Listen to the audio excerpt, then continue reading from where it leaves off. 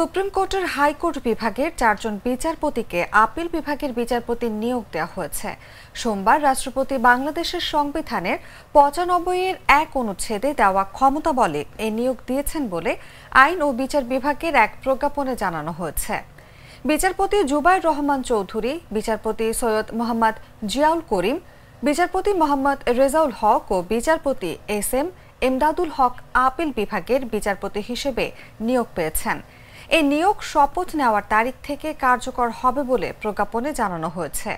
শনিবার দুপুরে বৈষম্য বিরোধী ছাত্র আন্দোলনের বিক্ষোভের মুখে প্রধান বিচারপতির পদ থেকে পদত্যাগ করেন ওবায়দুল হাসান। এরপরই আপিল বিভাগের 5 বিচারপতি পদত্যাগপত্র জমা দেন।